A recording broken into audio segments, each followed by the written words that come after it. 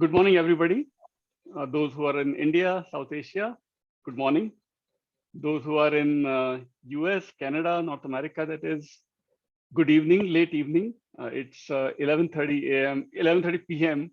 in the East Coast time, where Professor Vinay Lal is 9:30 p.m. I think he's in California. He teaches at UCLA, so I should formally invite and welcome Professor Vinay Lal who is going to be the speaker for the 11th India Studies webinar series that I've been hosting at Flame University, Pune since February 2021. So Professor Vinay Lal is our 11th esteemed invited speaker, whose books and articles I immediately fell in love with. And I think I finished probably almost everything that he wrote, at least until, when did I discover him? I think 10 years back, very late probably I discovered him. And ever since, anything on Gandhi, Mahatma Gandhi, my go-to source, one of the go-to sources definitely on Mahatma Gandhi, Professor Vinay Lal, who has analyzed Gandhiji's life from so many perspectives and so many alternative perspectives.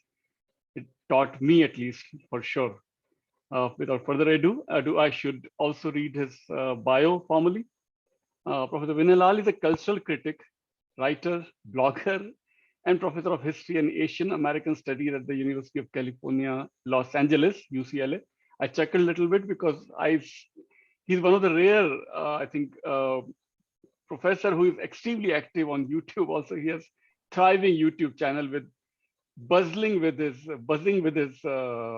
lectures, his classes, his addresses and whatnot. So it's really amazing to see that active YouTube channel, which is, I think, which we should probably all do, but he's doing already with hundreds of his lectures. His intellectual and research interests include South Asian history, comparative colonial histories, the politics of knowledge systems, cinema, cultures of sexuality, the global history of nonviolence, and the thought of Mohandas Gandhi, that is Mahatma Gandhi. You can see the wide range of his work for 4 decades. He was just telling me he has been in the US for 4 decades and very active 4 decades and continuing to do so even today. His 18 authored and edited books include the 2-volume Oxford Anthology of the Modern Indian City, 2013. I didn't know that was the really latest book. Then Empire of Knowledge, Culture and Plurality in the Global Economy, Pluto Press, 2002. I think I've seen that, I've read that. Political Hinduism, Oxford, 2009. Of Cricket, Guineas and Gandhi, Penguin, 2005. What a wonderful title. Of Cricket, Guineas and Gandhi, that is Guineas record, wala Guineas. Then there is History of History, Oxford, 2003. The Fury of COVID-19, the politics, histories, and the unrequited love of the coronavirus, Macmillan, 2020. I'm happy to say I've read that book. That came just last 2020. And then most recently, The Colonial State and Forms of Knowledge, the British in India. That's from Preface to 2022, probably. That's still coming up. I didn't know that book. So many of the books, but he has given this sampling of some titles. He blogs for ABP, India's largest media network, that is AB TV channel in India, Amrit Bazar Patrika, I think the full form is. And also he blogs at vinaylal.wordpress.com, which I've read many of his blogs online as well. And he has an academic YouTube channel. So where I started with his bio's last line ends with that line. He has an academic YouTube channel at youtube.com//user/Dilli Chalo.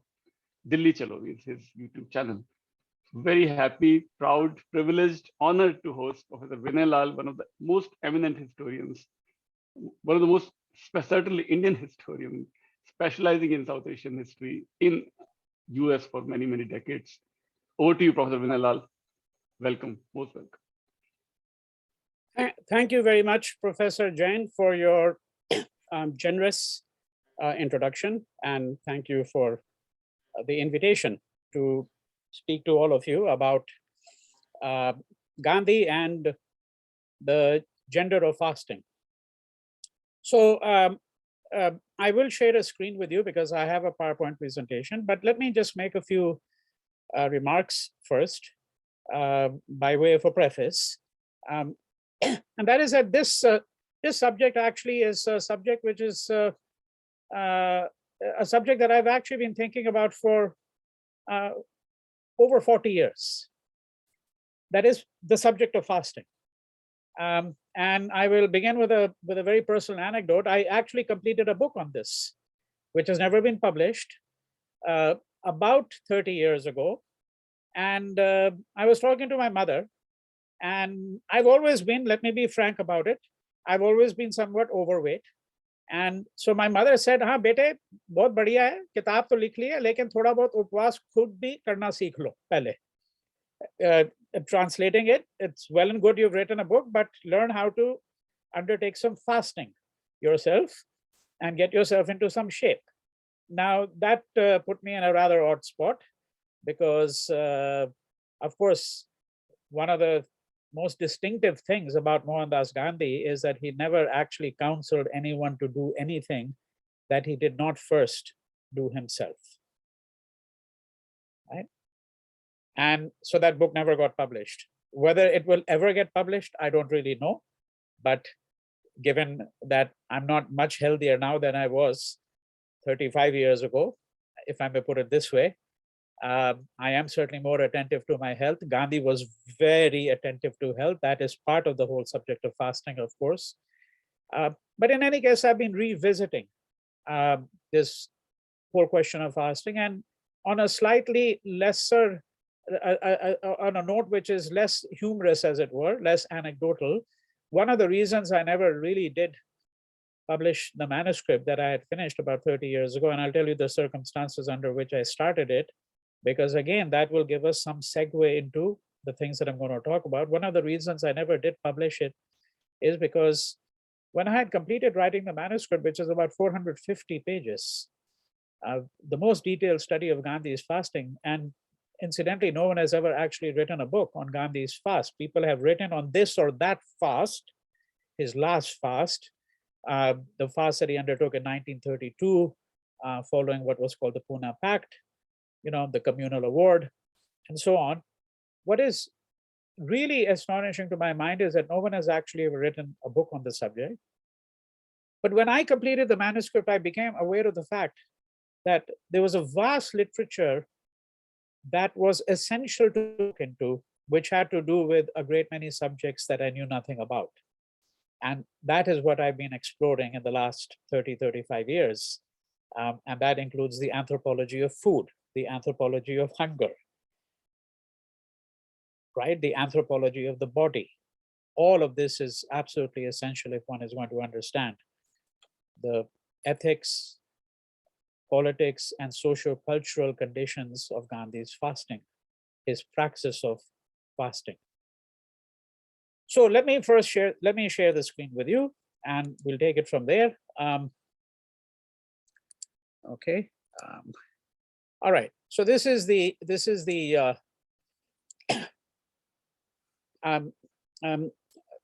this talk, as I've indicated to you, is a talk which is structured around the question of Gandhi's politics of fasting, but I want to be particularly attentive to the question of gender. And the way I've structured the talk really is the following. I'm going to make first, and you can think of it in several parts. The first part is where I make some very general observations about how to really think about fasting, or what some people call hunger striking. I'm going to suggest the two are actually not the same. We should be very attentive to the words and the vocabulary that we deploy. And Gandhi was very firm in his mind that fasting and hunger striking are in fact very different. Although, as you will find out, the vast number of commentators actually make no distinction. And I think in the popular imagination, there's almost no distinction between the two. Then I want to look really at what we might call traditions of women's fasting, but I extend the discussion from India to Europe, going back into the European Middle Ages, for reasons that you will see, to understand what are some of the contexts in which we think about women's fasts. And I mention this because one of the reasons I became very interested in the question of fasting was that in the 1980s, you hear about it, you don't hear about it much now. In fact, you don't hear about it at all today. But in the 1980s, the question of anorexia had become exceedingly important in the public sphere in the United States. There were a large number of women, young women, who were suffering from either bulimia or anorexia. And a feminist literature started to develop around the question of anorexia. Anorexia is where women essentially, if I may put it in the simplest terms, would be where women actually eat very, very little. And when they do, they usually go on a binge. And the argument that was very often given by feminists was that this was influenced by these, these young women were being influenced by these supermodels who were exceedingly slim. Um, uh, there were other arguments that were advanced as well. I can't get into the whole discussion about anorexia, but it was really very common. And then a very interesting feminist literature developed on anorexia, that is largely the abstention from food, which went back into the European Middle Ages. And I will engage with some of that literature because it helps us actually understand some of the complexities of thinking about the politics of the body, particularly the politics of the female body, in a very different vein than it's usually discussed. And then I want to really, in the last section, I really move on to a discussion of Gandhi and Satyagraha and the women's role in Satyagraha and what Gandhi learned from women's practices of fasting. All right. So this is really how the talk is structured. Now, it needs to be said unequivocally that Gandhi was the master of the fast, not just the master of the modern fast. I think in history, there has never really quite been a practitioner of fasting of the kind that Gandhi was.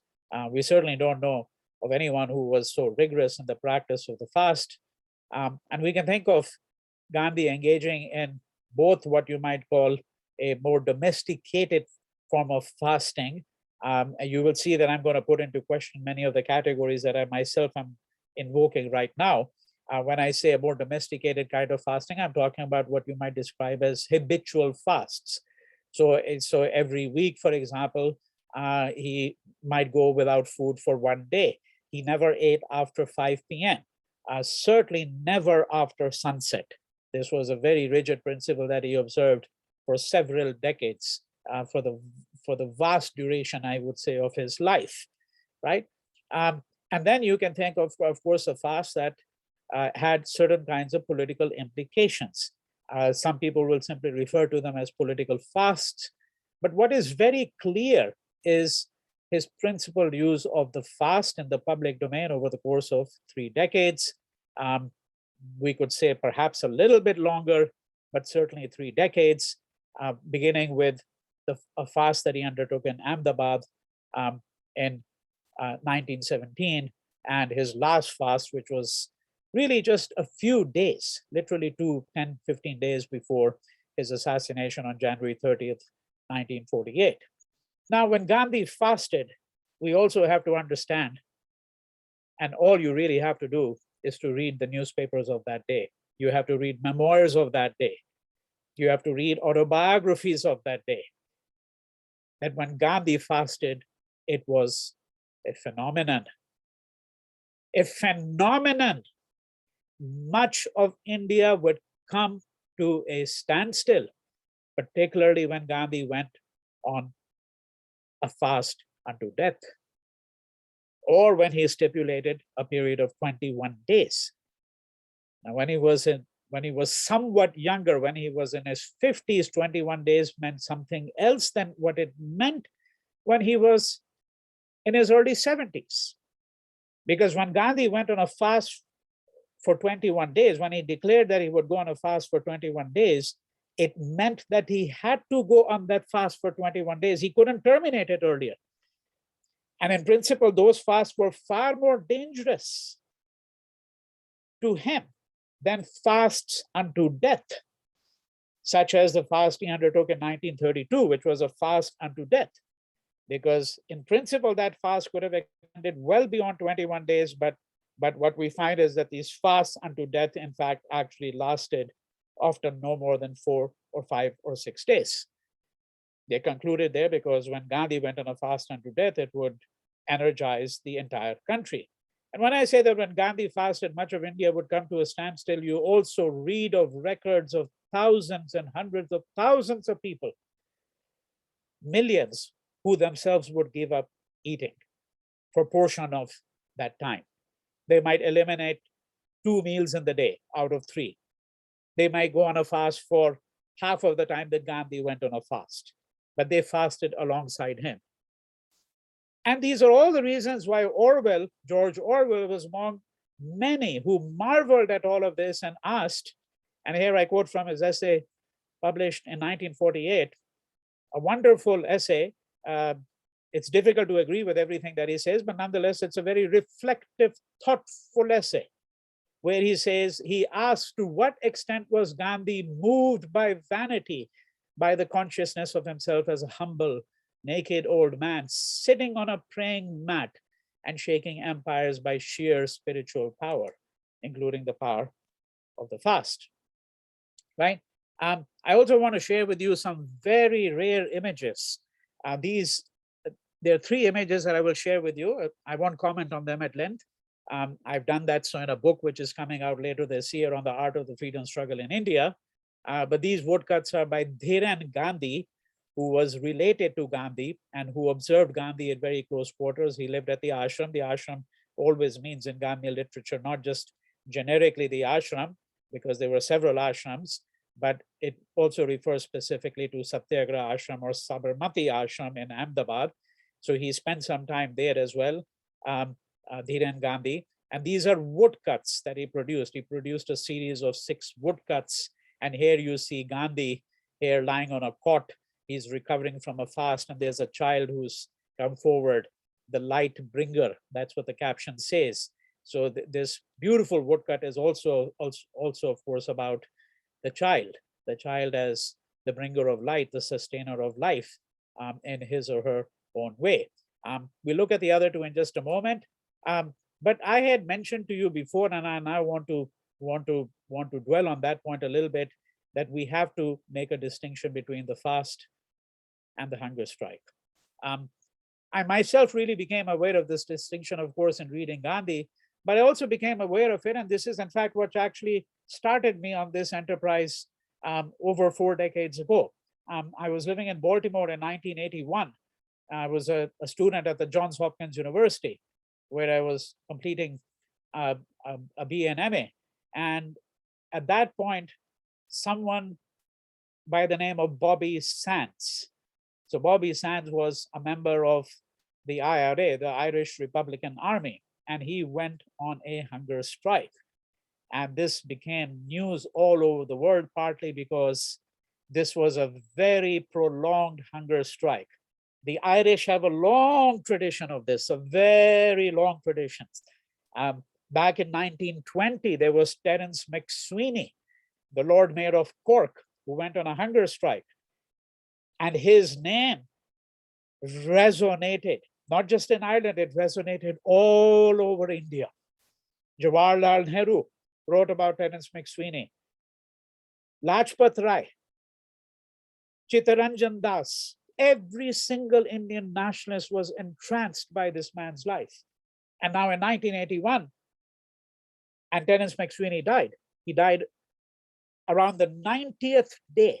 It was the longest hunger strike ever recorded. And so now in 1981, once again, we had this phenomenon of Bobby Sands from the Irish Republican Army. I can't obviously get into the whole conflict in Ireland, but there were circumstances under which he had undertaken this hunger strike. And I remember reading an editorial at that time in the Baltimore Sun, which suggested that even though people were talking about Bobby Sands in the same way in which they had been talking about Gandhi, the writer of this editorial, Gary Wiltz, a major American commentator, suggested that there was a difference between the two. And that's what really set me into exploring this whole subject. So there is a common association that people make between fasting and hunger striking. In Gandhi's view, the two are quite distinct, whatever the common tendency to conflate them. And Gandhi was very clear that fasting is to satyagraha what duragraha, what hunger striking, sorry, is to duragraha. Okay, so duragraha is holding on to falsehood, just as satyagraha is clasping on to truth, firmness in truth. And Gandhi is very clear that fasting is to be resorted to after all other remedies have failed. All other remedies. You don't begin with, certainly with a fast, right? So a proper assessment of this question, which I'm not able to deliver at this juncture because it's really the subject of the book and it would take several hours to get into it, a proper consideration of this subject of fasting would involve a consideration of what is the place of violence in Gandhi's thinking about fasting. What is his conceptualization of what he called the inner voice, right? The antaratma. There are a number of words that are used, but certainly that is one of the indigenous categories.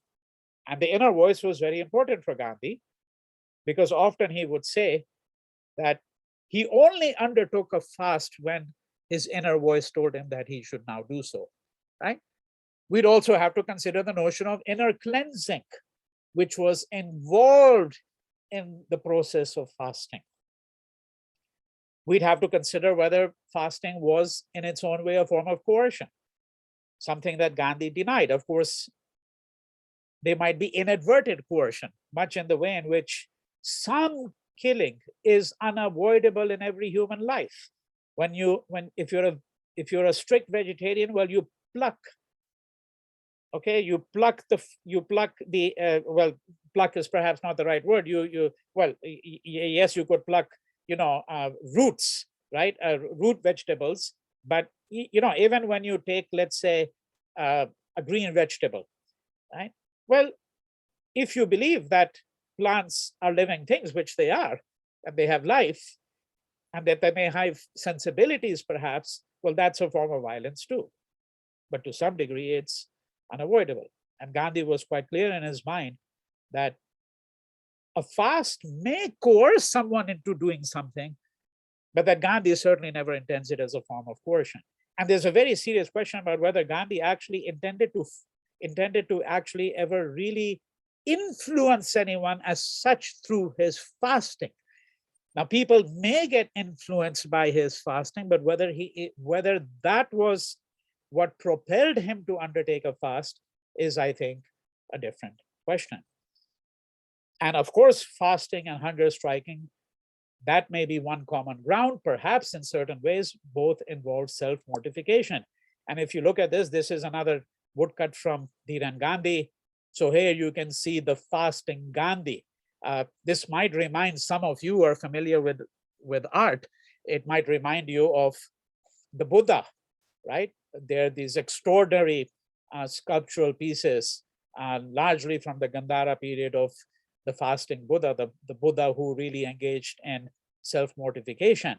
And you see his rib cage, and this looks very much like that. But this is, of course, is also an image of Raichan Bai, a very famous ascetic who was a contemporary of Gandhi. Gandhi had a long correspondence with him as well, right? But this is anyhow a woodcut by Dhiran Gandhi, which shows a fasting Gandhi. The Sanskrit here says Santo Bhumi Tapsa Dharyanti. That is, the sons, the saints, right, can possess the world, the earth, Bhumi, through their tapasya, through their sacrifice, through their power of discipline, right, from the Mahabharata here. And there is a final woodcut here. And this is a woodcut where Gandhi, the fasting Gandhi, Gandhi has just broken a fast. And here you see Kasturba, his wife, giving him a glass of liquid, some water. Usually it would have been a glass of water with a few drops of lime juice, with which he broke his fast. Now, what were Gandhi's fasts in the public sphere? So most scholars mention 17 such fasts.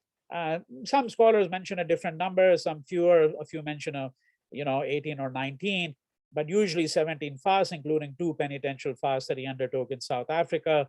Notably, there is his first fast in Ahmedabad, as I mentioned to you before, in connection with a strike by mill workers. There is a fast for Hindu-Muslim unity in 1924. There were several such fasts. There were also fasts undertaken on behalf of the Harijans, or today we would call them the Dalits. The fast unto death when the communal award was issued in 1932. I can't discuss any of these fasts because that's not really the subject of the talk, but this is just to give you an overview of Gandhi's practice of fasting and what were the various occasions that prompted him to fast. A fast in his native Rajkot, which he undertook in 1939, and then the last fast, just days before his assassination, where he attempted to bring communal harmony into the city of Delhi. What were the duration of these fasts? I've already addressed the subject. Some were of 21 days duration, some were a fast unto death, some were of a shorter duration, a week. Very few, if any, were ever set to a duration of less than a week, although some of the fasts unto death actually concluded, like the communal award, in 4 to 5 days. It is very conventional to ask, and increasingly I am becoming aware of the fact, and that means that I've had to rewrite this manuscript now, which I had completed decades ago.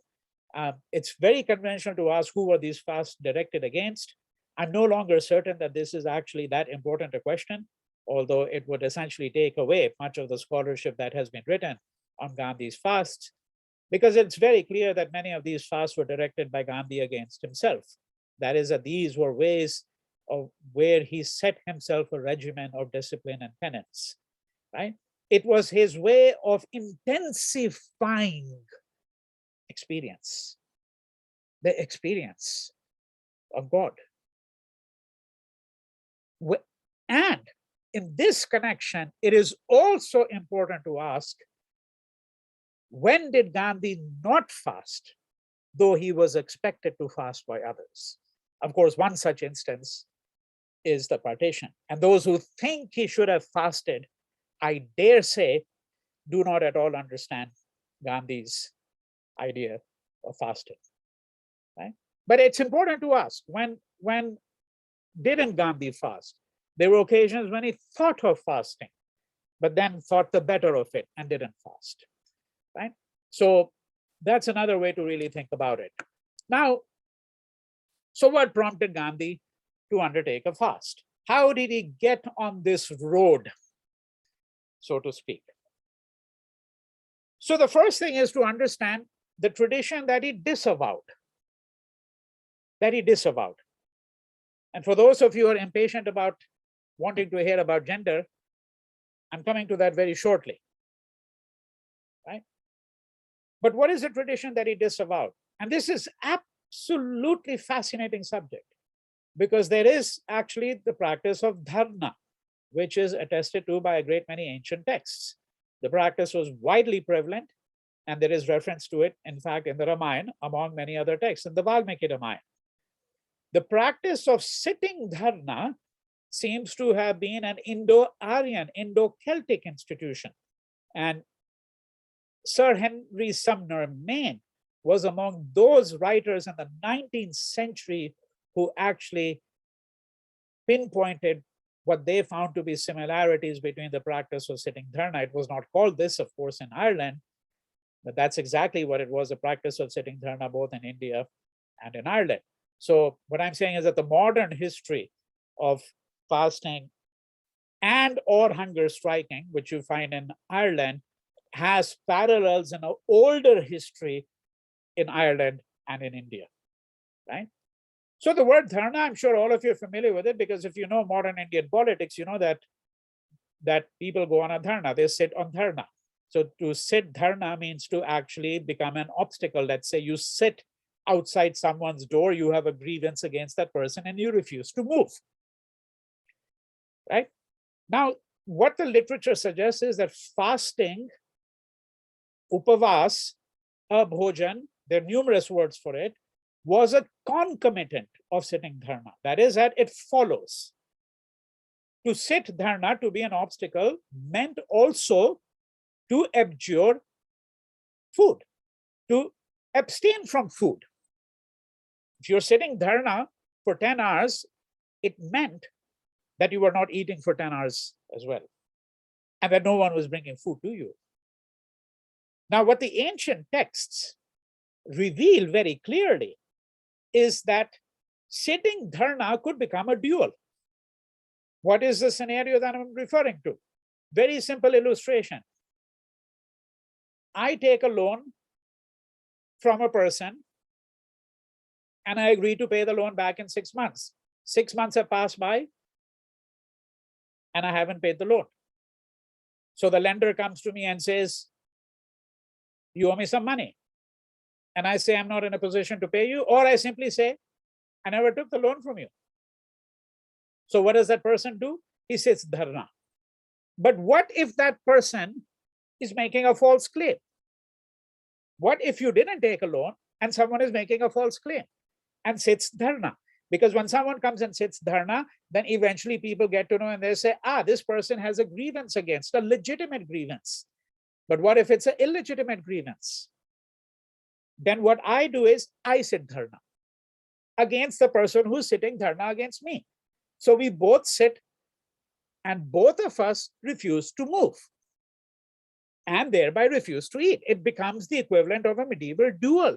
Number of texts talk about that. Now, you can see, by the way, how far removed this is going to be from Gandhi's notion of fasting as a form of penance, as a form of inner cleansing, etc. And sometimes what these texts suggest is surrogate fasting. If someone wants to sit dharna but says, I don't really have the energy for this, I don't have the spiritual practice for it, and frankly, I'm not going to give up my laddus and my samosas, I hire someone to sit in my place, and that's surrogate fasting. And unbelievably, the texts are rich in detail about this. And for those of you who are interested, even casually, in popular Hindi cinema, for the first time in my 4-decade-old experience of viewing seriously Indian cinema, I found a film which I saw just a few weeks ago, Jolly LLB 2. This is the second movie, and there was a Jolly LLB. It's a very interesting and funny film.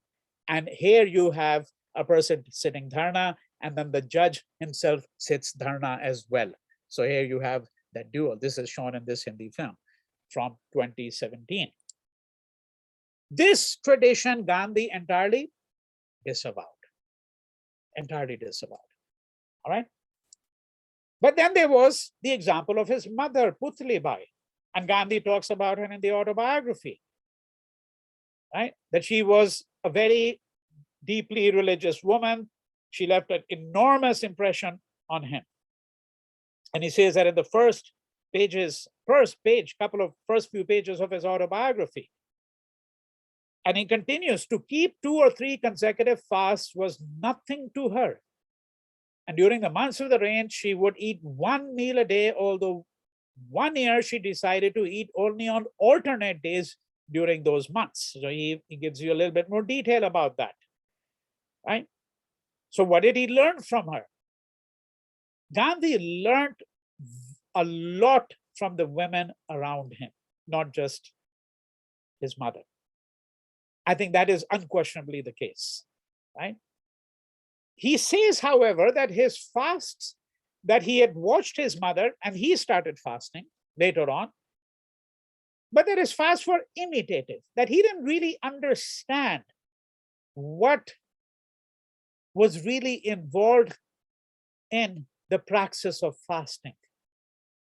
What is a conception of the self? What is a conception of penance? What is a conception of the body? What is a conception of cleansing or purification? What form of communication does one enter into with God through the process of fasting? But nevertheless, it's important to ask, could her fast have been the first lessons in Satyagraha for him? And he says, and then his biographers, including early biographers such as D.G. Tendulkar, I refer to him as early. Of course, there were much earlier biographers than him, but he's the one who wrote that 8-volume huge biography called Mahatma. More than half of it is just quotations actually from Gandhi's writings, but nonetheless, it's a very detailed record of his life. And he mentions 3 penitential fasts that Gandhi undertook in South Africa. Gandhi mentions 2 of them in his autobiography, right? That it was in 1912 at Tolstoy Farm, Gandhi says that he learned that fasting was necessary for self-restraint. So now he's becoming a bit more reflective about it, in the same way in which he had been a vegetarian for many years, but he didn't really understand the basis of vegetarianism. And remember that it is in London that he discovers vegetarianism in a different way. He actually writes for a journal called The Vegetarian, right, in London. Those are some of his very early writings, right? So the example of his mother is very important to him. Now, we start to get into the socio-cultural politics and ethics of fasting. I've already hinted at this very briefly, and I said that in order to do a comprehensive systematic study, one would have to look at all of these kinds of questions in substantial detail. Because think of it this way. You see, a Gandhi fasting, let's say there's a great famine going on and Gandhi is fasting. Well, there are hundreds of thousands of people who are just dropping off like flies. And India underwent in the British period devastating famines. I mean, the British have a lot to answer for, because some of these famines were famines that undoubtedly got considerably worse and exacerbated by the dominant economic doctrine of laissez-faire, where the British simply refused to do anything, right? So that the period from 1875 to 1925 is really what I call a half a century of catastrophic death, with 100 million excess deaths from famine, from plague, from cholera, from epidemics of all kinds. But the point is simply this, that what would it have meant for Gandhi to have gone on a fast, for example, in those circumstances? Because to go on a fast means to also become hungry in a different way. It means to deprive yourself. But there are people who are being deprived of food all the time, right? And that is why it's going to be important to understand the history of hunger in India and to distinguish hunger and famine from self-starvation. Now, there's a long practice of self-starvation in India.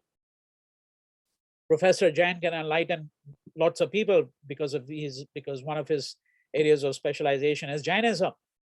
But there is a practice called Salekhana. And sometimes it's described as a ritual fast to death, but that when a Jain is preparing, particularly a Jain monk is preparing for death, so to speak, one of the ways in which you prepare for it is you slowly start to wean yourself away from food. Vinoba Bhave is thought to have done something of that kind, right? Is it a preparation for shedding the flesh? Again, a very detailed discussion of this is not possible at this juncture, but there is a whole literature on this practice, right? And we obviously have to look, just as we look at the anthropology of hunger, we'd have to look at the anthropology of food, the anthropology of the body, of women's bodies, of men's bodies, of the bodies of saints, all of that, right? Now, I get to this subject of food and women's work. See, there is a long association between food and women's work across cultures. Across cultures. Elia Canetti, a fantastic writer, a great sociologist, one of the greatest European intellectuals of the 20th century, wrote this extraordinary book called Crowds and Power. Every page is very dense. And he says, in a family, the husband contributes food and the wife prepares it for him. The fact that he habitually eats what she has prepared constitutes the strongest link between them. This begins with pregnancy and continues through lactation. A mother is one who gives her own body to be eaten, right? Not only to the infant, that's what he's saying, that the woman is the nourisher, right? And this is a point elaborated upon by the feminist Susie Orbach, who in her book on anorexia and hunger striking, published in the 1980s, said that the mother is always implicit in food, which in turn becomes a representation of the mother. From the child's point of view, the essence of its mother is distilled through food. The mother is the one who supplies the food. The mother's personality comes to fruition in the meals she prepares. And that is, of course, one of the origins of this kind of nostalgia we all have for our mother's cooking. You know, in nearly every culture, the preparation of food at home is left largely to women.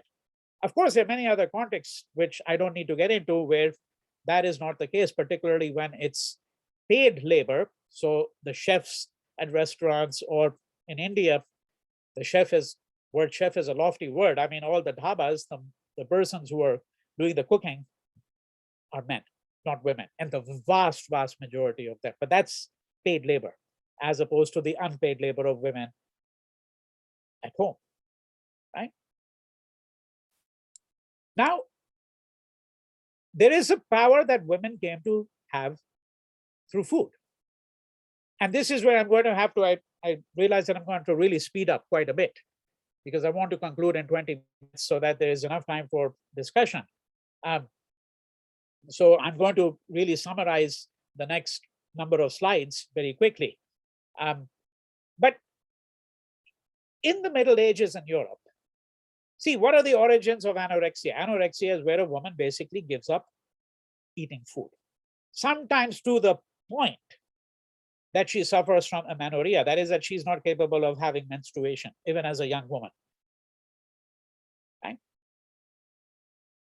In the Middle Ages in Europe, there's a fantastic book by Caroline Bynum, Holy Feast and Holy Fast. And what she's studying here is she's studying the condition of women in Europe, because she was intrigued. Why were there so many women who became nuns? And the reason for that is very simple, that if you were a woman, it was expected that as you matured into an adult, there was only one outcome for your life, one outcome. That is that you would get married. You would get married and then you would bear children. And if you wanted to escape that, there were only two ways in which you could escape it. You could become a nun, or you could become anorexic.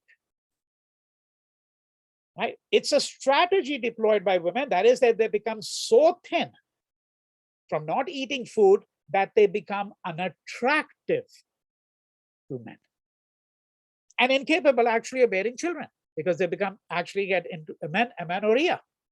This is cessation of menstruation, which is different than what happens when you become pregnant, the bodily process, right? So this is what she's really describing. And then what she does is she begins to describe, so what is the other way, if possible, that women had leverage against men, against their fathers, against their husbands.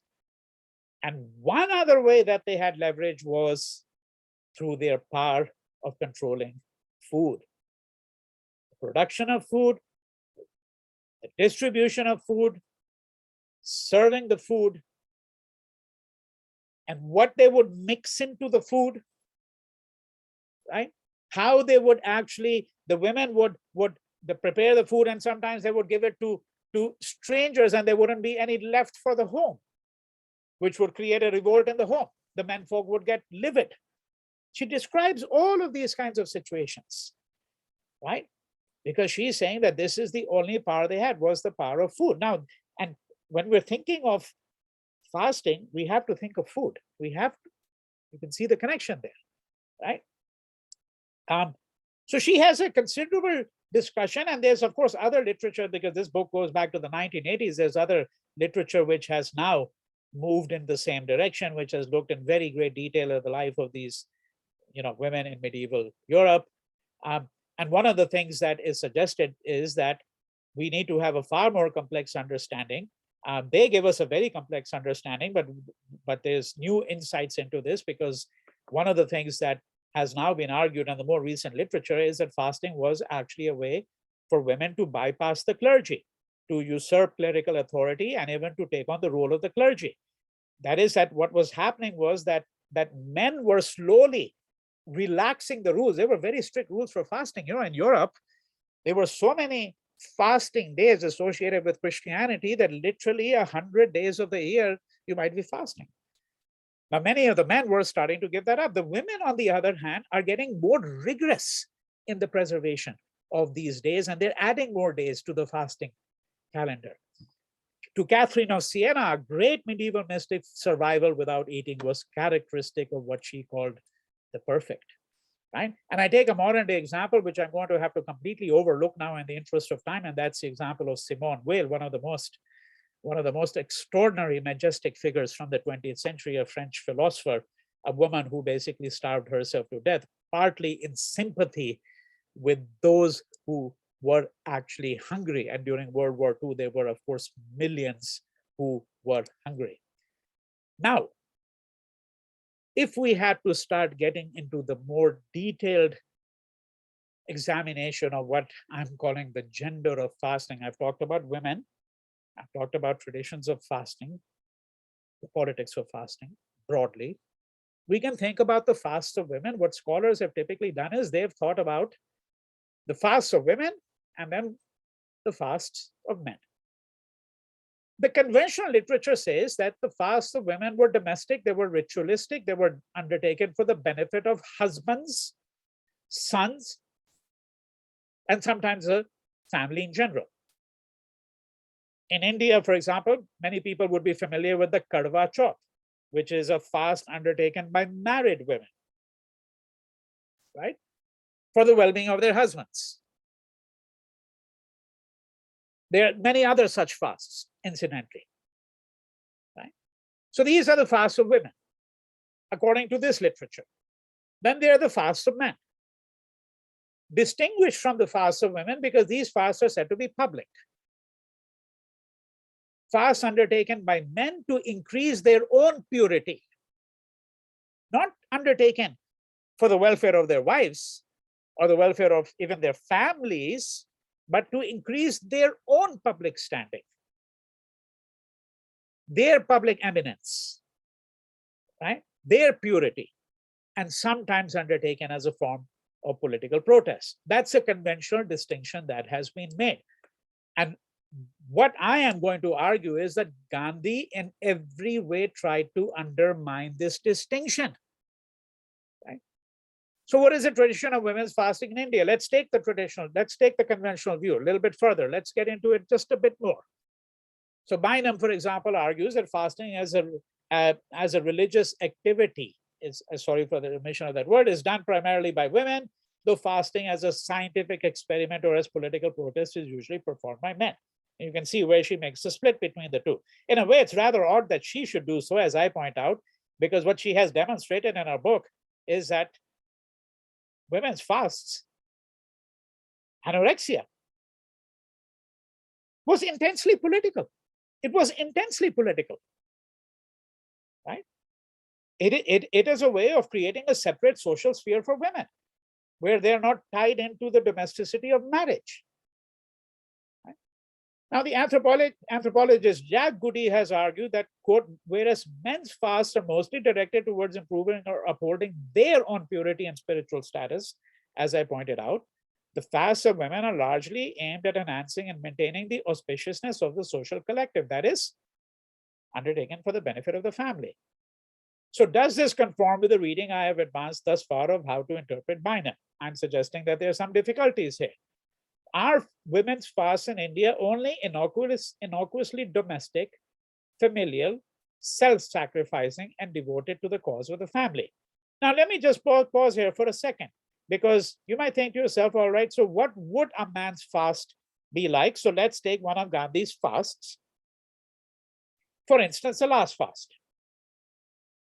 undertaken in January 1948 and terminated 10 days before his assassination, really, on 30th January of that year.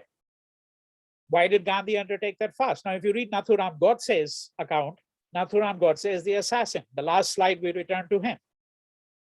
Nathuram Godse says that, well, it was because of Gandhi that 55 million rupees, which was what was owed to India, that was after 1947, after the partition, after the Indian Independence Act and the creation of Pakistan and the birth of India as a new nation, free from colonial rule, a certain portion of the revenues of the Indian government had to go to Pakistan. India withheld this money because of what happened in Kashmir. And Godse says that Gandhi undertook this fast because the Indian government was withholding this money, and Gandhi said, this is wrong. We owe this money to them. The Indian government, of course, withheld the money. So the argument goes, because Pakistan was already at war with India, the argument was that Pakistan would simply use the revenues to enhance its military strength. It would use it to buy arms, to continue to wage war against India. So why shouldn't India withhold the money? Now, I can't get into the details of it, but you can see what, quote, a political fast, this is at least how Nathuram, God says, interpreting it, that Gandhi fasted to make the Indian government pay up this money. And this infuriated Nathuram Godse. It's not the only reason why he assassinated Gandhi, as we're going to find out. So this would be an illustration. Of course, Gandhi's own reading of it was that Delhi was in the midst of communal turmoil. It really was. And Gandhi said, I'm going to go on a fast until such time as peace comes to the city. Peace is restored. Right? No mention of the 55 million rupees. And of course, the critics said, well, of course, he can't mention it, you know. Right? But it's not necessary to get into all the nitty-gritty of that. It's to give you an illustration of where one might say, okay, how is a fast, a political fast, different than a fast undertaken by women, such as the Karwa Chauth, right? Now, the anthropological view here, which I don't need to elaborate upon because I've really gotten into it. This really more or less is a further elaboration of the argument I've suggested, such as if you look at the last portion of the slide here, where Lakshmi Tewari, a scholar, argued in an article she wrote on women's fast in P, that women undertake fasts to assure the overall welfare of their families, especially husbands, sons, and brothers. Right? That has been the anthropological view. Right? Now there are some complexities. One of which is that where do men take their injunction to fast from? Ordinarily, I'm not speaking here of Gandhi. I'm talking about the fact because there are obviously millions of men who go on fast as well.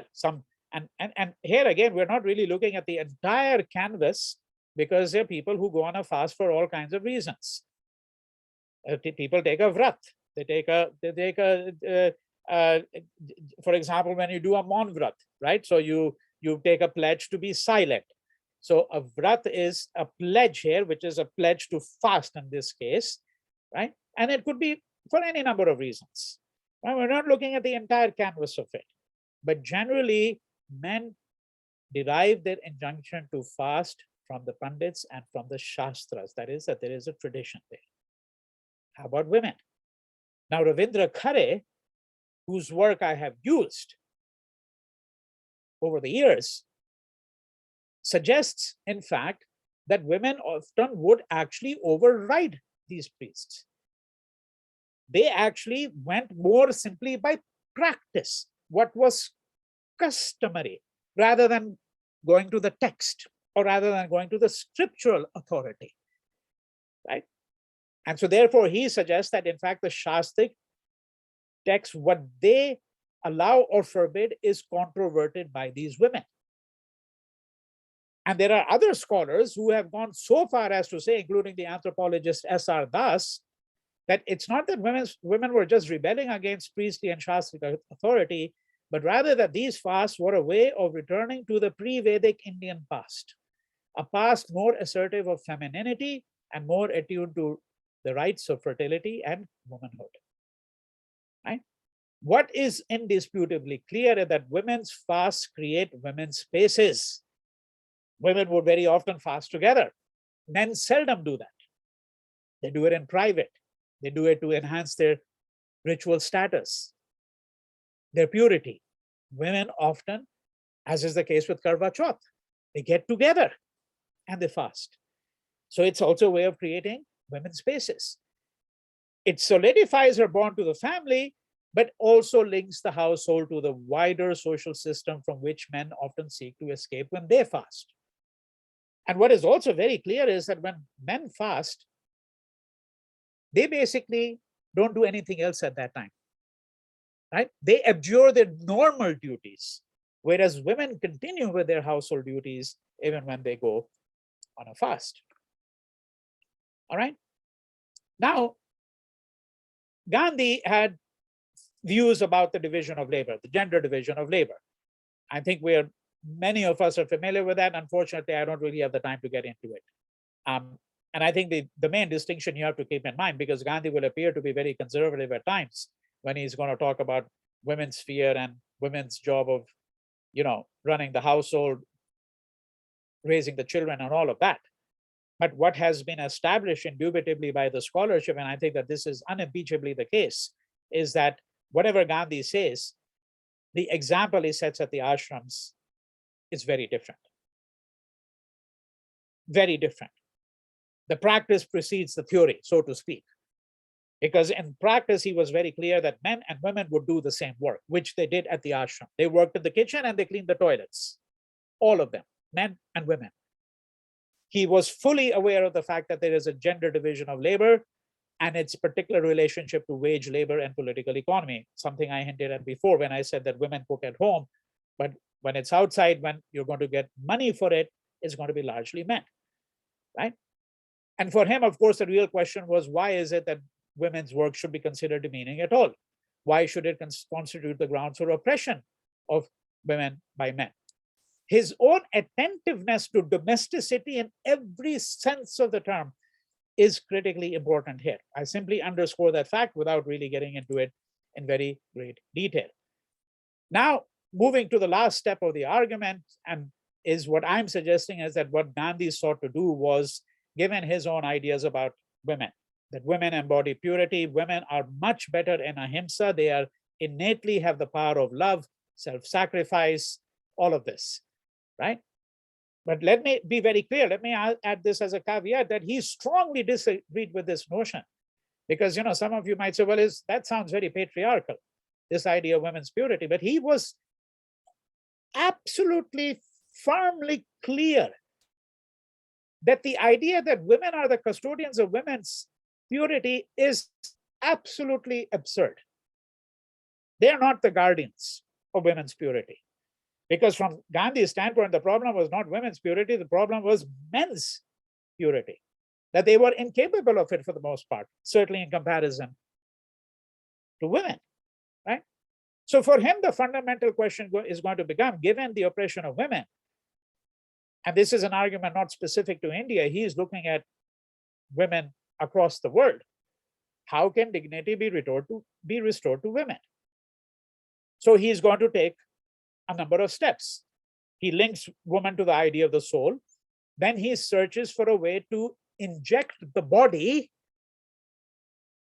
because it is the body to which the woman has been reduced. This is what it means to sexualize the woman, to objectify her. You reduce her to the body, right? He searches for a way to inject the body into the body politic from which it has been summarily rejected, right? This is what he's going to do, and this is what, so I'm going to skip these slides over here. You have some sense simply from the title, Women as the Supreme Embodiment of Satyagraha, and his whole conception of bringing women into the public sphere. A lot has been written about that, right? What he is going to attempt to do here is to actually say, how is it that we bring women actually into this public sphere, right? How do we inject this body into the body politic? Right? And my submission to you is that the most radical way in which he sought to do that was through his recourse to fasting. Through his recourse to fasting. You have to now keep in mind everything that I've said about the relationship of women to food, right? You have to understand the whole history of, for example, such things like anorexia. You have to understand the whole idea of women's sphere and men's sphere. All of this is really the backdrop to what he's going to attempt to do over here, right? And so this brings me to the last 4 slides over women's work and the outer world. Now, he's very clear. You see that there are some problems that actually are shared by the country at large, but some problems that chiefly affect women. Because, you know, when you think about yourself, I mean, I want to anticipate someone who says, well, what does it mean to bring women into the public sphere? I mean, of course, lots of women from the 1920s and 30s, you have to read their autobiography and they'll tell you that had it not been for Gandhi, women couldn't really have come into the public sphere so easily as they did, as it were, become prominent members of the public sphere, venture out into the public, lead processions, lead satyagrahas that Sarojini Naidu did, right? This is an image here of Sarojini Naidu. This is a nationalist print leading the raid on the Darshana salt works, right? All of that. But is there still a kind of a gender stereotyping going on? Because he thought that, well, women should do the picketing of liquor shops and they should do the picketing of shops that sell foreign cloth.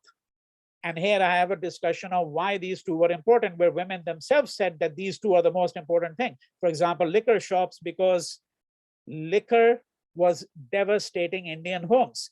And many of you are aware of the fact that India is one of the few countries in the world where in most states in India, payday, the day you get paid, usually the 1st or the 7th of the month in most states, all liquor shops are closed. So that men can't go with their paycheck to the liquor shop and squander half their wealth, half their monthly salary that day on liquor, right?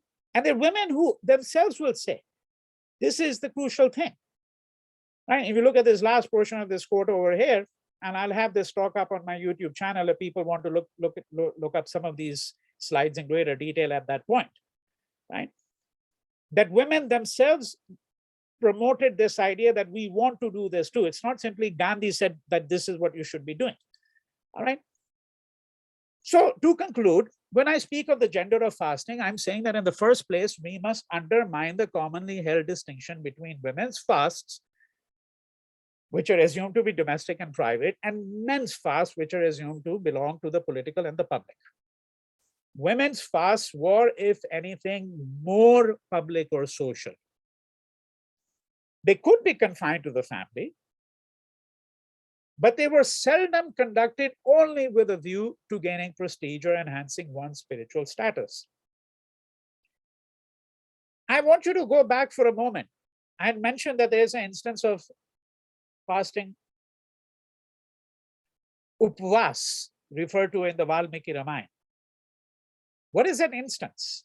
That instance is when Dashrath is told by Kaikeyi that you have to give these 2 boons to me, and these 2 boons are that you shall send Bharat into exile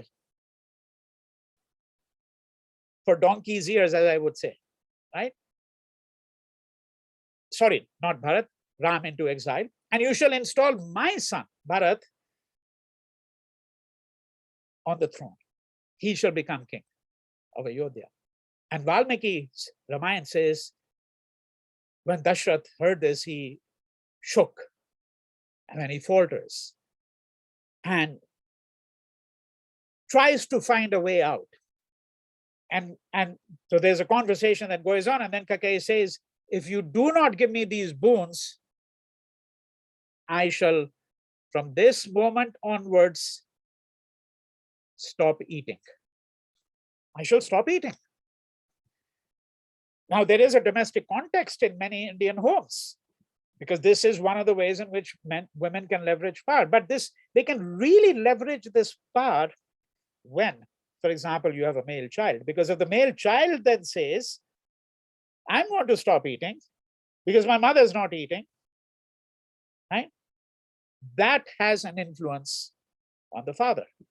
You'd have to really look at the very small ethnographies to see whether people are talking about this, right? So I'm saying that the private is indeed the political. Shorn of power, women could use the power derived from food, from its preparation, its distribution, serving it, and finally, from abstaining from eating it altogether to leverage some power against fathers and especially husbands. And it is from his observance of fasting in the home that Gandhi came to the conclusion that satyagraha is just as viable at home as it is in the wider public spheres, even at the level of the nation. There is no difference at all. He was adamant about that for decades in his writings. And what I'm therefore trying to suggest is that what we have to think about is the various ways in which Gandhi attempted to feminize Indian politics. This means many different things. It means bringing love, self-sacrifice, and the capacity of suffering, the capacity for bearing the cross, all of which begins with his view of women and their innate capacity for ahimsa. Now, ordinarily, such feminization is understood as simply as bringing women into the public sphere. There's something of that, and extending women's activities into this public sphere. But I'm suggesting it entailed a great deal more. It entailed a considerable labor on Gandhi's part to bring the polity into the body politic. Right? And finally, let us not forget that the masculinists, those who believe in a muscular foreign policy, those who believe in a muscular India, those who believe then and back then, right, including Gandhi's assassin, of course, they have always ridiculed such things like fasting. Ridiculed. There's no other word for it. There is a very interesting debate. I discussed this debate at very great length in one of the chapters of my book. A very interesting debate that took place in the Imperial Legislative Council of India. So this is what I called a voice from the UK, because he's a Britisher, even though he's in India, right? And in this debate, you see, a bill had been introduced. The bill had to do with what is called the cat and mouse provision. This goes back to England itself. That, you know, when hunger strikers were put into jail, what would happen? The British decided that they would force feed them. This is what they attempted to do with Jatin Das and Bhagat Singh. They would attempt to force feed them, right? And this would create a real uproar, and then they would release them. They would release them, and then these people would be brought back into prison, and then again they would try to force feed them.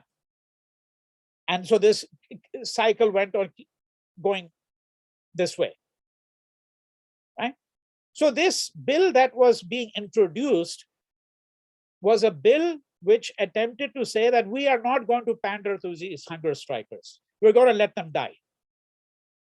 We're not going to force feed them, because that creates an uproar. Then we say, okay, we're not going to force feed them. We're going to be humane.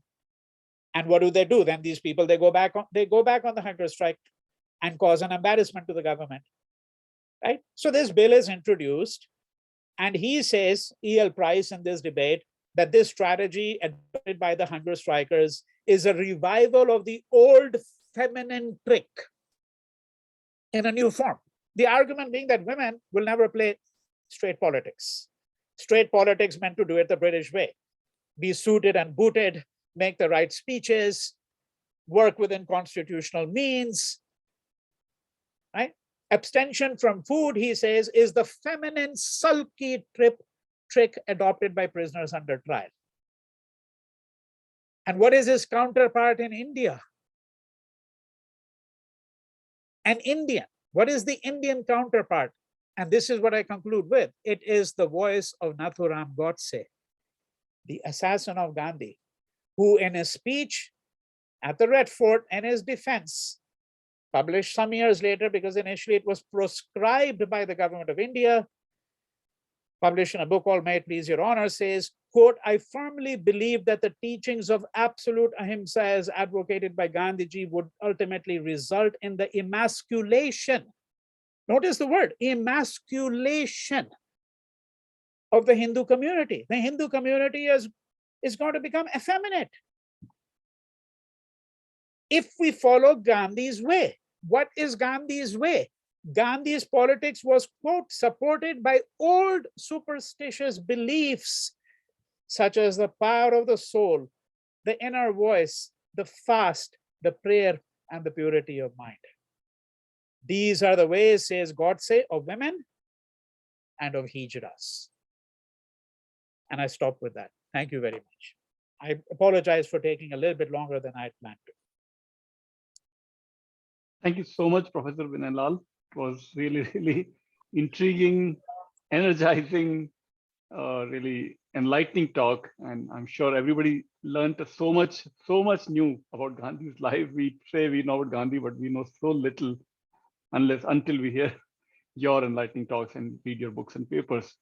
We would love to, of course, share on your YouTube channel, my YouTube channel, Flame University's YouTube channel, and I hope more and more people will connect Gandhi's fast to so many traditions in Europe that I had no clue about. Also, we would love to invite questions and your answers. So let's see if any questions from the audience. They can either type in the chat window, or there's also Q&A window. So quickly, please, Professor Lal has to go to some urgent meeting after this. So while we wait for other questions, I have a small question, Professor Vinay Lal. Yeah. You refer to Salekhna in passing, but Yes. can we and then can we connect the fasting tradition of Jainism, in which Mahavir, the 24th Tirthankar, the Yeah. historical figure of Jainism, the 24th Tirthankar, apparently for 12 and a half years that he was doing his tapasya from the day he took Diksha, and then the day he attained Kaivalya Gyan, for those 12.5 years, apparently he fasted for almost 11 years. That's right. So can we place the tradition of fasting, maybe in India at least, most publicly done fasting from Mahavira? Do you think and related to that is my question with women, apparently also in Jain Sangha, Jain monasteries, or Jain Yeah. community as a whole, women Yeah. have always been more than men, starting from the Yes. time of Mahavir. Yeah. And of course, all monks and nuns and lay people are all encouraged to fast and fast and fast all the time in Jainism. So do you think, so where do we put those fasts? Are they public, private? Because they're all doing it, men, women, lay people, ascetics, everybody's doing it. Yes. Yeah. Yeah. So So some yeah, of your thoughts. I mean, I agree with what you're saying. I mean, that I think that, if we had to have, uh, a very broad canvas, which Hmm. I've already indicated that there are things that I've had to omit here, but I myself, as you said, invoked the whole idea of Selekna. But yes, I think that the practices of Mahavir were important. I mean, the only thing here is that there is no question that Jainism was important for Gandhi. Vaishnava practices were important for Gandhi. And that whole area where he grew up Yeah. was really an area where there were melange of religious influences. Okay. And there's a lot of work that's been done on that. The Yes. only difficulty here is that, at least in Gandhi's own writings, and when I say writings, I'm including the public discourses which are included in the collected works of Mahatma Gandhi. You don't really see many invocations of Mahavir. It's true. I don't doubt that he obviously held his life up as an example, but both the Buddha and Mahavir do not appear that often in Gandhi's writings at all, for various reasons, I think. But I think that if you're looking at the practices of the Jains, I think that left an impression on Gandhi's mind. And I think, the Jain practice, this is really in some ways has to be viewed in relation to Salekna, if I may put it this way. There's the very charming description of it in a very modern book. This is Suketu Mehta's book on Maximum City on Bombay, where in the very last chapter, he describes this very wealthy giant merchant, diamond merchant, who basically does what is very common in the Jain tradition. He gives up his entire wealth, and then he goes with a begging bowl from home to home for his meals. A man who was like a billionaire, as it were, right? Okay. Now you see, it's just like you shed the flesh. This is a different way, right? So I think all of this was important. Gandhi's whole idea of nakedness. Nakedness. Exactly. What did he say? Yes. My ambition in life is, my ambition in life is to reduce myself to zero, shunyata. Yeah, Wow. Mm. Yes. it is, has to be the case that Jainism was present in his mind when he was thinking of all of this as well. Mm. That would be Yeah, my I think answer. right. Even I think name of Mahavir, I'm not, probably not even once he mentioned in his autobiography. Very Even the name seldom. of Srimad Rajchandra, he mentioned only 3 or 4 times. With Yes, yes, whom but he he wrote did have letters a for 6 years. correspondence with him. But he did, 6 years, he did have, right? From South there's, Africa. Yes, yes, he yes. did have a correspondence with him, and Right, in the right. collected works, he appears quite a few Yes, times. yes, yes. Yeah, All right. Okay, great. yeah. Awesome. Thank you. Thank you. Other question is from Shikha Sharma. And the question is, in the Hindu tradition, where do we place the notion of vrata? Is it under bhakti or karma or jnana marg? Yeah, is it Vrat, under yeah. bhakti or karam marg or gyan marg? Uh, well, you see, it would really be more under, if you ask me, it would be more under bhakti or, you know, karma or karam marg, work, um, devotion. But I don't know that this is how necessarily it would be parceled out. That is to say that, you see, the idea of, because what is a vrat? It's a pledge, it's a vow. When you take a mon vrat, what is it? It's a pledge of silence, right? It's a pledge of silence. Now, is it only particular to those who are bhaktas or those who have gone on the path of Gyan? I don't know that one would necessarily, the text may say something, but remember always that we have a very different relationship to text in India than we do in the Western tradition. This is why I also made a distinction between what Gandhi writes, because he's aware of a constituency. He's always aware of a constituency. And Madhu Keshwar, in her better days, if I may put it this way, when she was working on interesting questions in an interesting way, she wrote a long essay called Gandhi and Women. The essay goes back to 1984. And one of the arguments she made was that, when you read Gandhi on women, he sounds very conventional, very patriarchal. But she says, then see what he did at the ashram, see what he did in the Satyagraha movement and the salt Satyagraha, see what he did in the non-cooperation movement. That is, the practice for him set the example. And he knew that that's what Indians went by. That is the other argument that she wants to make, right? So this is what I would suggest, that when we're really looking at the idea of vrat, okay, and there are many kinds of vrats, we have to see what are the practices that have been invested in that. All right. There is a comment by Professor Maya Dord at Flame University, my colleague. There is a fabulous book by Alan Feldman, Feldman yes. on his called Formation of Violence. Formations of Violence. Yeah.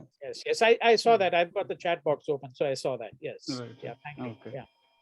Yeah. Right. Any other question? I have not seen any other question from anybody else. We have 10 minutes to, yeah. Yeah. Yes, if not anybody, maybe I can ask one more question. Do you think this methodology is still valid? Do you think Anna Hazare tried the similar methodology, or do you think that's completely different? Well, I mean, I don't want to be really very unkind. You see, Anna Hazare and Mohandas Gandhi, the difference is miles apart. Because, I mean, look, I don't want to be that uncharitable, because, but Anna Hazare, what was the whole campaign fought over? Let's first begin with that. Over something called corruption. Well, what is corruption? What is corruption? He doesn't really have any understanding of corruption, frankly. Corruption is not simply the fact that आपने अगर license देना है या मैंने license देना है तो पैसे देने पड़ते हैं किसी को. That's corruption, of course, but thousands of things are corruption. If an ambassador is appointed to a country who is not a member of the professional diplomatic service in the US, almost all ambassadorial appointments, the vast majority of them, are given to people who are not professional diplomats. They're not part of the American Foreign Service. They're given as a reward for someone who gave $5 million donation to the party that won the election. Well, that's corruption, if you ask me. Hmm. Okay, Hmm. it's plain corruption. But I don't only mean corruption in that sense, that first you have to ask about the corruption of the soul, as Gandhi would have said. Now, someone like Anna Hazare has no diagnosis of Indian society whatsoever, because he has no diagnosis of the self to begin with. So something called thought is very remote from his way of thinking, so to speak, if I may put it this way. All right, that was one issue. I actually wrote on Anna Hazare's, Anshan. Yeah. I wrote an article in the Times of India, very long article called Fast, Counter Fast, Anti-Fast. Because there is a very long tradition in India of this kind of targeted political fasting that he was doing. This is very different from Gandhi's fasts, which invariably also involved the whole philosophy of what he called the inner voice, that you only go on the fast when the voice beckons you. And there is a Quaker tradition of that, of the inner voice, for example, as well. Now, you see, we have to start probing the whole idea of the Atma, the Antaratma, the inner soul, and what Gandhi understood by it, right? So what my submission here is simply this, that no, I mean, he made that Anna Hazare was trying to make a political gesture of a certain kind. And of course, he realized that there is a tradition of, quote, hunger striking. Okay. His fast seems to me to be more akin to a hunger strike, because he's making demands on others. The first question is, what is the demand he makes on himself? That's the first question. And the answer is, we don't know, because he never was able to articulate it. He's saying, I'm going on this because I want to stop corruption. That's like Gandhi saying, I'm going to go on a fast because I want to stop the partition of India. Right? I mean, I often get the question from people who are very critical of Gandhi, but then they say, why didn't Gandhi go on a fast during the partition? Which curiously means that they think that Gandhi actually had the power to stop partition through his fast. On the one hand, they want to say he was completely useless, but on the other hand, they say, why didn't he go on a fast at the time of partition? Right? Right. So this is the nature of the problem, you know? Yeah. One more question from Vinita Chandra. The question is, I think tapas seems to me to be central to the idea of upvas. Did Gandhi mention this, or can it be gleaned from his speeches? Answers all kinds of corrupt could participate in the Annam because of the the answer to the first question is that did Gandhi mention this? Yes, he did. I mean, there is what I call a grammar of satyagraha, and that includes satya, ahimsa, brahmacharya, tapasya, sadhana, all of these. And so, yes, tapasya is part of that.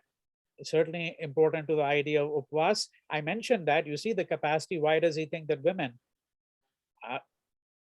they can bear the cross? Their capacity for taking the suffering of someone upon themselves is greater than the capacity that men have. That is what it means to carry the burden of the cross, right? To use the metaphor from Christianity here. Right? So, and did Gandhi mention this? Yes. And can it be gleaned from his speeches? Undoubtedly. Yeah. Okay. I guess that's it. Those are the questions. And so once again, thank you. And if you have any concluding thoughts, we can hear a bit more. No, I think I have said what I had to say. I mean, I wasn't actually able to do the recording, but when you share the recording with me, I will put it up. Definitely. And I invite people who, even those who listen to it, that they can go through the slides more carefully, because there were a number of quotations. Simone Weil, whom I mentioned there, is someone that I hope we in India will become more aware of, because she is one of the most extraordinary figures of the 20th century, and a major figure of non-violence as well. Really quite an extraordinary. Really enlightening that you shared that. Yes. So Yeah. with those thoughts, I guess once again, thank you so much. And Sure. we look Thank you forward to very much. inviting you more. Yes, thank you. Thank you very much, and thank you for the invitation. Bye bye. We'll be in touch. Yes, thank you.